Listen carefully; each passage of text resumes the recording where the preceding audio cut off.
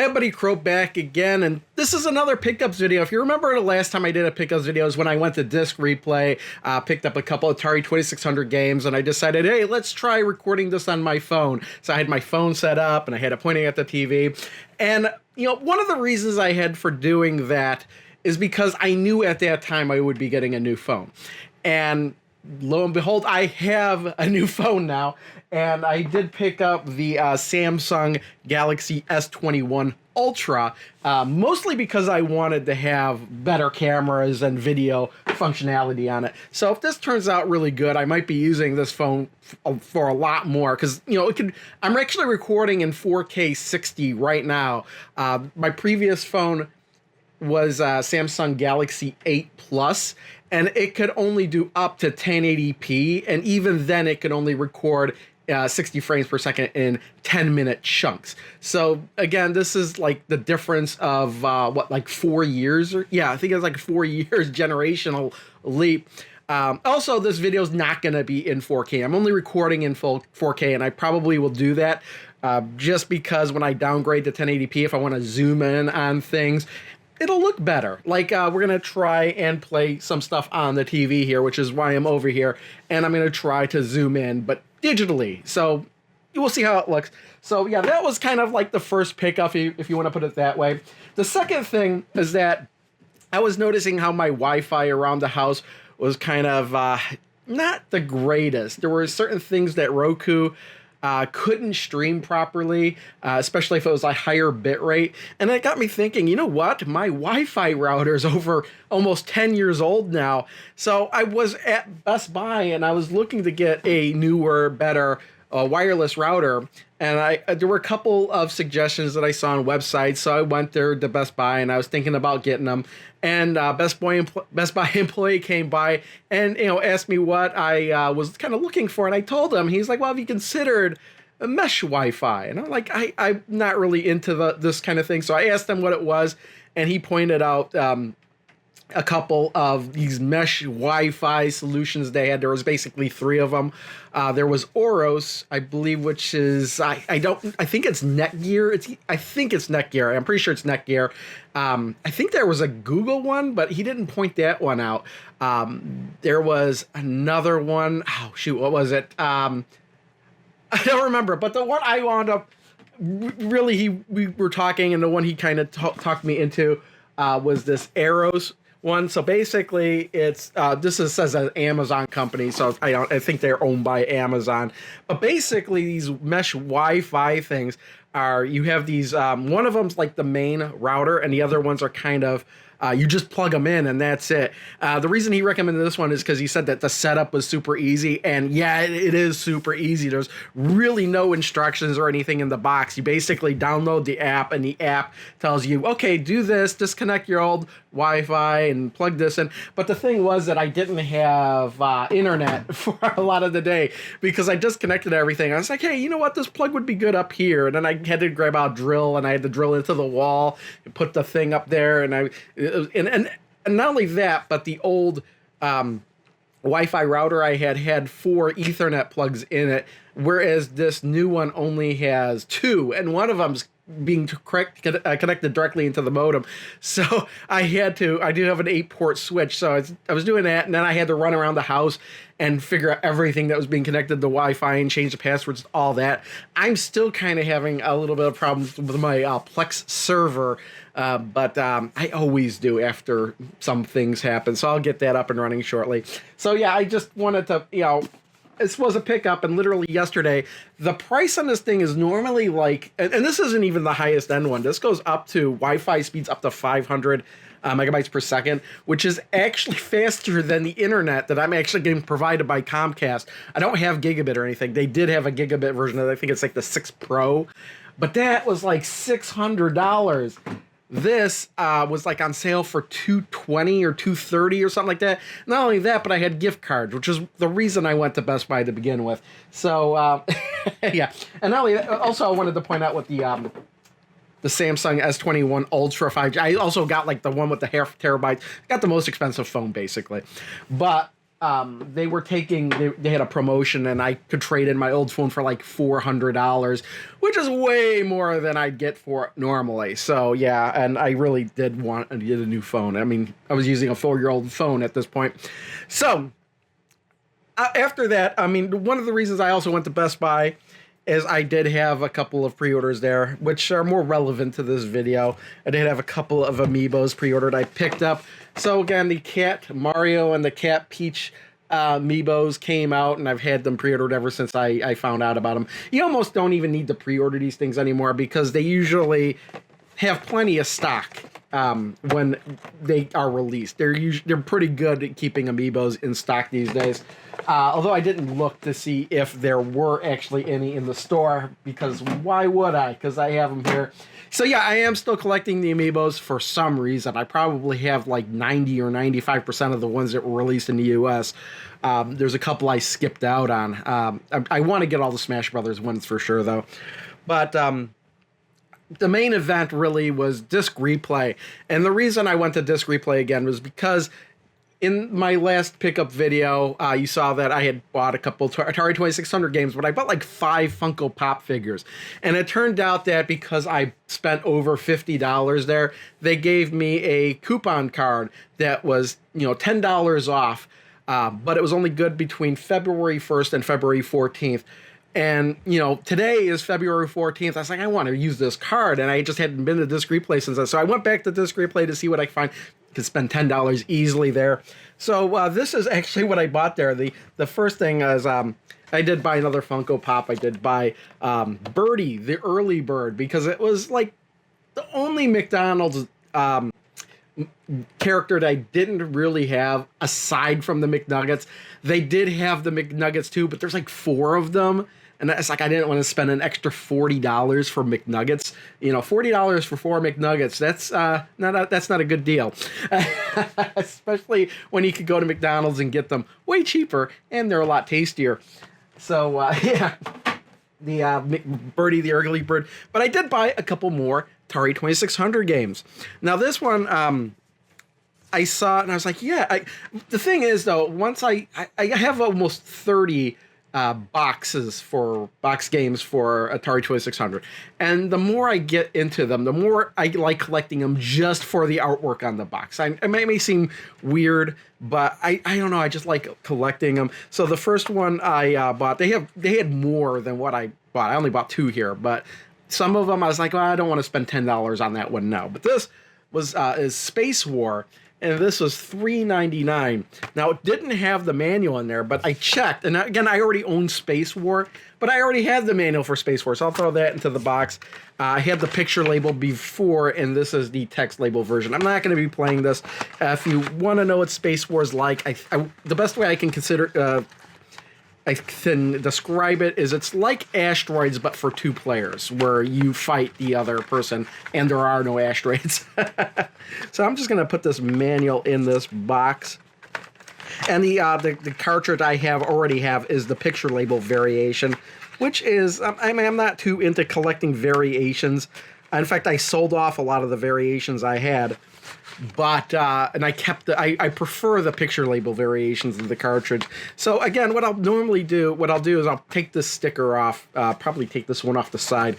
And I started buying these box protectors for, Atari 2600 games and anything that's in a box, if possible.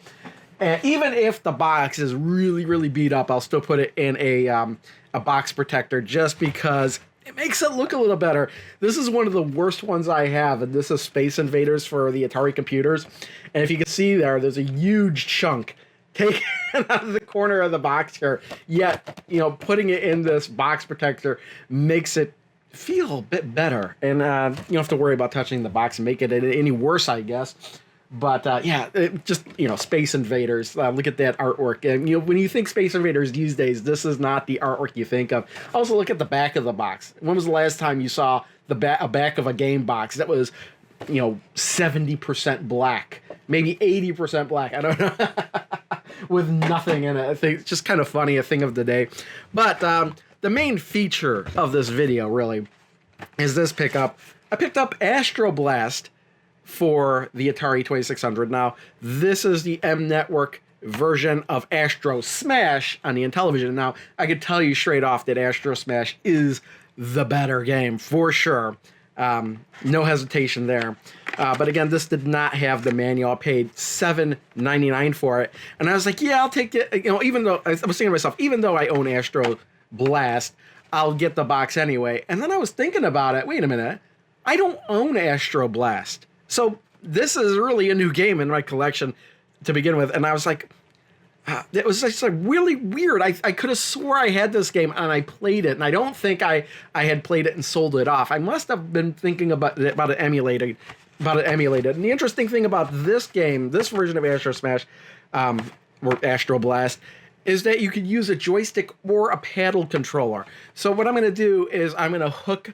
Well, the Atari 2600 is hooked up. I kind of changed the layout here a little bit. You can't really tell from the camera, I guess. But I propped things up. I could put things underneath the TV if I want to. Normally, I could put the Atari 2600 that's here on top of the TV, bring it down. Or I could hook up anything else I want on this table. Just convenience. And I do have a switch where I could shut everything down so it's not constantly drawing power whenever I'm using it. Whenever I'm not using it. So I'm going to turn off the light. We're going to play some Astroblast. All right, got the phone pointed at the screen. Let's turn this on. I hit to, it's like the middle of the day, so I did the best I could to block out the light that was coming in. And I had to zoom really close into the TV in order for it to focus properly. But, yeah, otherwise I would have liked to have it zoomed out a little bit more. But I got paddles hooked up here. Let's see. I don't know if you can even see that, but let's take a look. I know the sound is up. Let's make sure the sound is. Let's turn this off again. Make sure we get some volume here. There we go. Hopefully you can hear that static. All right, let's turn that on. Let's see if we've got the right paddle on. There we go. Yep, we do. So I gotta say that the paddle actually feels a lot better than the Intellivision controller, but I still will say that the Intellivision version of this game is a lot better. But yeah, plus I really don't know how much jitter this controller has effect, but wow. And I do remember this game being a lot harder than Astrosmash. But yeah, playing this with a paddle is very nice. And it's funny, when I played this emulated, I wasn't even I didn't even know that you could use a paddle. I just thought this was a joystick game. But yeah, using a paddle for this game makes a lot of sense. Yeah, nothing like playing Astroblast on a Zenith Space Command TV. But yeah, a lot harder for sure. But the Intellivision version, I will say, is better. It's more fun. It's more entertaining. Although the games on the Intellivision version can last a pretty significant amount of time.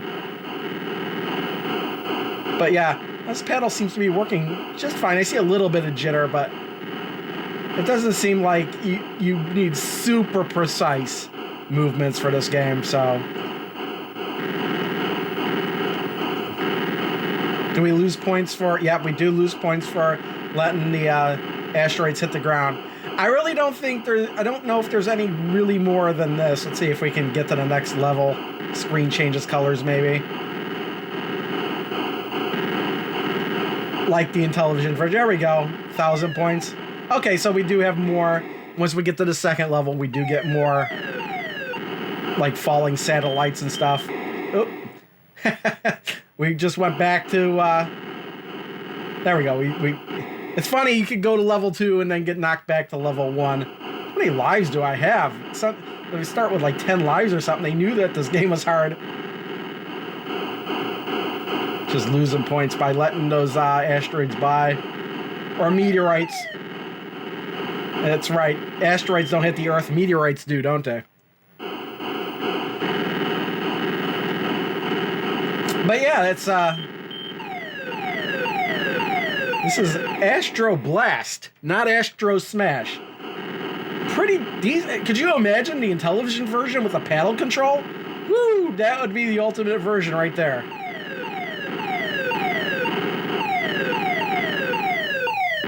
And with the Intellivision version, you always had to have the joystick on auto fire, because otherwise your fingers would be killing you. Sounds like the cat doesn't like the fat guy closed the blinds on him. Oh, can we get to the next level? I don't know. But I will say that I remember this game being a lot harder with a joystick. It even says on the back of the box, joystick or paddle controls are preferable with this game. But it was nice that they let you have a choice here. Ooh, I think we're down to my last life. Can I actually get to... Oh man, this is actually a lot more fun with the pad. I did it 3,000. I didn't get to the next level though. So that threshold must be higher. I'm starting to get more used to this. Oh, did I gain a life or something? Because it didn't seem like I...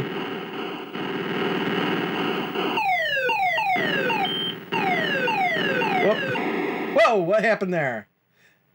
Oh, game over. Yeah, I don't think there's any any use to playing another one. Actually, you know, there's something I wanted to point out with the cartridge, just in case you didn't know. So let me set everything back.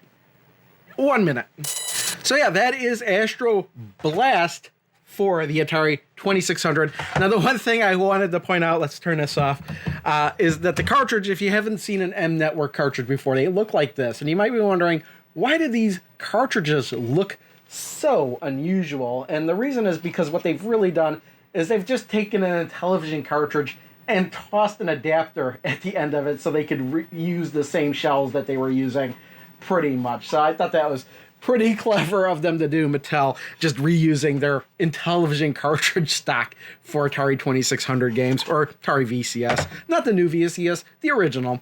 But yeah, that's going to cover it for today. Again, as I get stuff in, maybe I'll do more, just sit down and talk about them, types of videos like this. I kind of like this format a little bit better, especially maybe with the new phone having such good video quality. I'll probably be using that more often too for videos again. And just to let you know what I'm up to, I'm still in the middle of doing all the Evercade collections or whatever. I have 2 more to go that I actually have that are out now, the Lynx Collection 1 and the Lynx Collection 2. I'm only like 4 games in the Lynx Collection 1, so that might not be coming out for a while depending on the games that are coming up. I've been really busy. I know some people may be wondering about pinball footage. I know Pinball FX 3 has some new original tables coming out, and they're working on a brand new. So we had Pinball FX, Zen Pinball, then we had Pinball FX 2 and Zen Pinball 2, and now we have Pinball FX 3, but now they're working on the upgrade to that, which is just gonna be called Pinball FX, for some reason. Also, I may be working on upgrading my computer. I'd like a new video card. I'd like one of the NVIDIA 30 series cards, but I know those are really tough to find. But there's some money coming in this year, so I'm looking maybe around July or August of this year, kind of really like upgrading my computer to the point to where probably just building a new computer from scratch. Because what I've done in the past is just upgrade certain parts on my computer. I've been doing that for like 20 years, just upgrade this part, upgrade that part. But this might be the first time in like 20 years I'm thinking about just building a whole new computer from scratch. And then I'm still waiting to do my pre-order on the Legends Arcade Pinball. I might not get that till April, based on what I've heard, because things are in chips and stuff are in short supply. Shipping is backlogged and that kind of thing. I was in wave 3 for those reservations, but when I get that, the reason I want to go with that is because there's a lot of customability. There's a lot of options I can do. I'm not just stuck with the tables that are on it. I can play other video games on it even, but you can also plug in another computer or whatnot and play straight off of that. So if I did build myself a new computer, I'd use my old computer and plug that straight into the Legends Arcade Pinball. So I got plans for this year, basically. When I'm done with Evercade, I'll maybe move back to the pinball stuff and just, I'm just really focused on the Evercade right now. I've been on it for months at a time. ever since I got it, in fact, and I put out those Evercade videos. But once I get to through the Links collection too, I'll have more time for other things. I just really want to get through that. So that's what I'm up to. And I just like interspersing things with these kind of sit down and chat videos, maybe pickups, whatever. And yeah, see you all next time. Bye.